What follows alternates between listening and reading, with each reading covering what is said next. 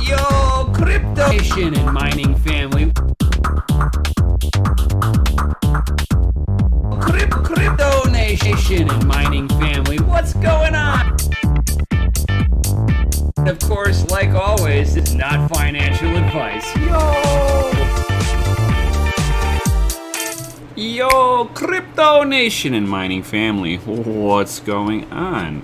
So, it looks like after the big crypto purge on YouTube, I'm still here. Yo! So, just to kind of like quickly recap over it, I'm sure a lot of people have already covered this, but it looks like, a lot of YouTubers had their channel, either one person had their channel pretty much deleted, all their content was removed. A bunch of other people have had lots of content removed, and they those same people responded by just making everything private because it looked like it was from the community actually giving them community strikes. It wasn't like anything that they did specifically. It was just a community strike. They went to go and repeal it, and it looks like YouTube was like, "Oh, my bad. We'll make everything right." I believe there's a few people that, even though that they got their strike taken off, they're still not able to live stream or something like that. But that is, neither here nor there. It just looks like it might have been either it was community people lashing out, or YouTube made an error with their automated programming. Either way, looks like everybody's back on YouTube now, making content once again. But there was another spot that had seen Google ban, which was MetaMask from the App Store, citing deceptive services, guys.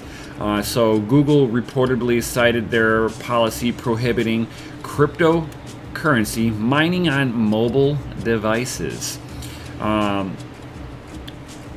People over at MetaMask, the code lead developer Dan Findlay had told Cointelegraph that he very much hoped that it was an honest mistake on the part of Google reviewers, but in the combination with all the crypto YouTuber bans, it's definitely put him at dis-ease about how Google is engaging with the decentralized technologies. If people accept this behavior from a mobile monopoly like Google, we may not deserve something better, in his opinion. Now, I think that people should stand up for things that are taken too far. Banning YouTubers or banning a wallet application off for with no real evidence of mining. It's like, I'm not saying that Google doesn't have any evidence, okay?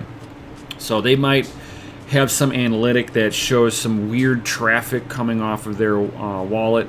I would like to know if that was actually a malicious miner that's on there, or a miner in period, or is MetaMask, just a victim here in the long run with a legitimate wallet that Google is just outright banned.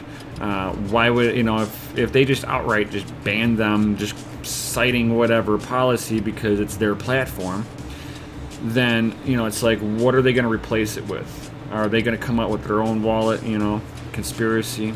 I don't know. But I hope that it's just an honest mistake on their part, and that they will be back on the App Store here soon. But as of right now, they were removed right alongside with all the YouTubers.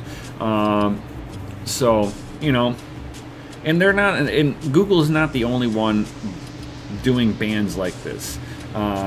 We've had Apple has also stood up and said, hey, we don't like mining. We don't like cryptocurrency. We're out of that.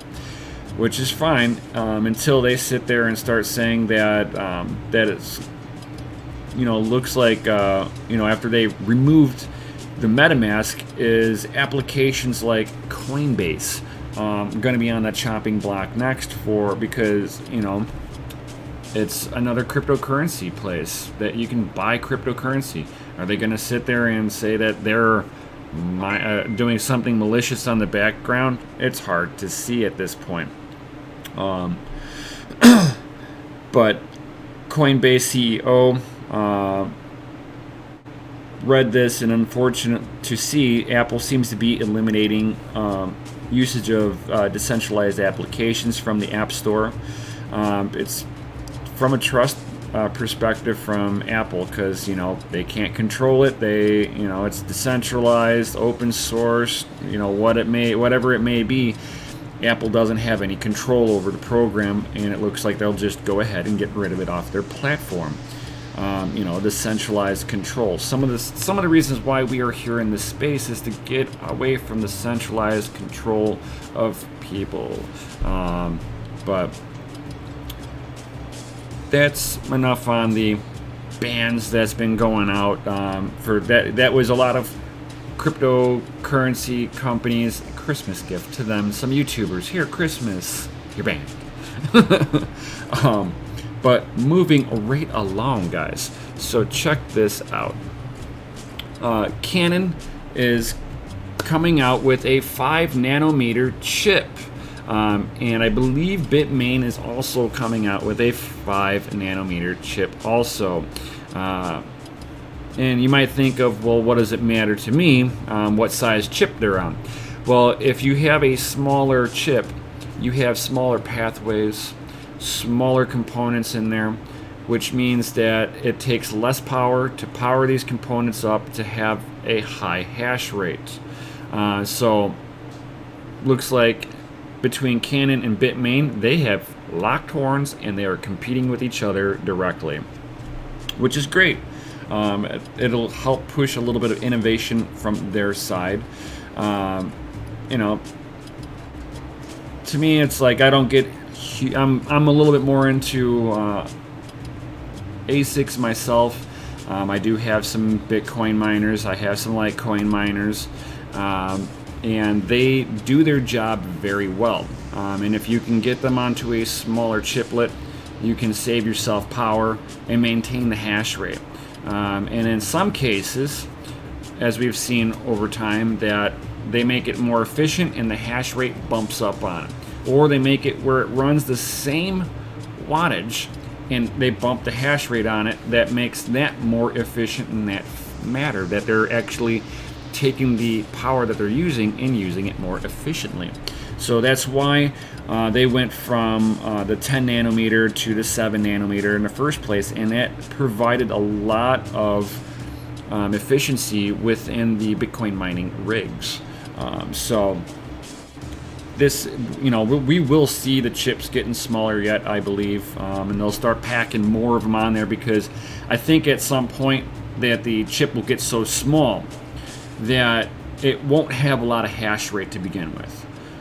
Just be realistic with that one. They're gonna shrink it down so far that it'll negatively impact hash rate. But because it's so much smaller, they're able to pack more chips on there, and that'll give it its higher hash rate back, because again, they can put more of it on there, and then they might even, with them running so cool, they might not have to have such a cooling demand on there, so they can maybe put because those the Bitmain's ASICs come with 3 hashing boards in there, at least with the S9s, like the one that I have, comes with 3 hashing boards in there. Or is it 4? It's like 3 or 4 hashing boards. But they'll be able, maybe if they get them to where they're using less electricity, they could put a 4th or a 5th one into there. Boom. So now you're able to take a same small form factor package and have it scale out. But we will have to see where they're going to be having their industry go here in this near future. And then let's get on to some of that other hardware. So ASRock has leaked it out, a 5600 XT Challenger series with 2304 stream processors. Woo! So it looks like this one will definitely be nestled right right in with the 5700 series. So I wonder why they made it, and it's like I wonder if this is going to be, and again, this is a leak. So with it being a leak, the 2304 streaming processors is the exact same amount that's in the 5700 non-XT. So it'd be interesting to see if they're phasing out the regular 5700 series and it's going to be replaced with the 5600, because it looks like after the core on there, it looks like the core clocks, the base clock is going to be a little bit less than the 5700. The memory will be 6 gigabytes of the GDDR6, and then pretty much after that, it's like it's just kind of like in half of a little bit of what the 5700's offering. So you got a memory bus of 192 bits instead of 256. The bandwidth on there is going to be 288 gigabytes a second versus 448 gigabytes a second. And for display, it's like if you got more throughput on the card, you're going to have better gaming quality and better hash rates. So I would be interested to see how far off the 5600 XT is from the 5700, and if I can sit there and re-BIOS flash them and actually get better performance than the 5700 stock, because we know the 5700 can be BIOS modded and make it act like a XT running less power. So in that aspect, the 5700 is if you're going after an AMD card, not that bad. Would I be going after it for the purpose of mining? No. This card is not worth it for mining. And in my opinion, not really worth it. Either one of them, in my opinion, would be worth it for gaming on. But I've got the GTX 1080 Ti in my rig right now, and I haven't seen anything that these things really just waffle stomp and outperform what I've already got, which is the Zotac Amp Extreme Edition. So it's like I got 11 gigabytes of GDDR5, so I've got a little smaller, a little slower RAM, VRAM in there, big deal, but it's still outperforming it in a lot of other aspects. Now, the 5700 is going to mine Ethereum and Ethereum Classic a little bit better than mine, but it's an AMD. It's a DAG file with Ethereum and Ethereum Classic, which that's memory dependent, and that's basically AMD's wheelhouse. Unfortunately, it's not very profitable to be mining that though.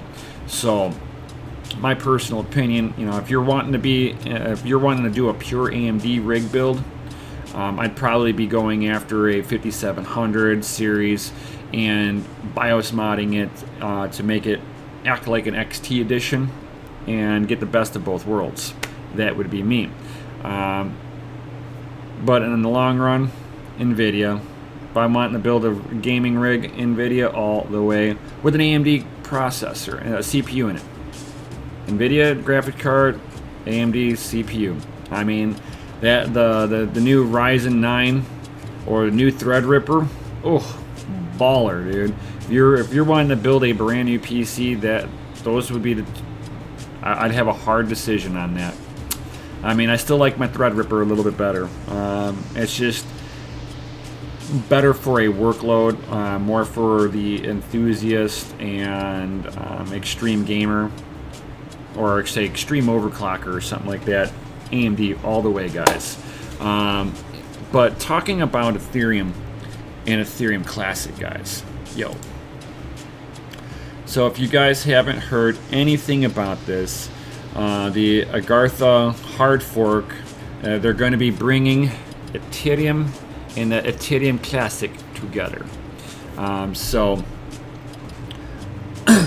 the Ethereum is going to be putting in compatibility for allowing Ethereum Classic to come back up onto the main chain, guys. So it looks like, although with Ethereum Classic, code might be law, but it looks like after a certain point in time, they're wanting to patch up the hard feelings and bring the community back together.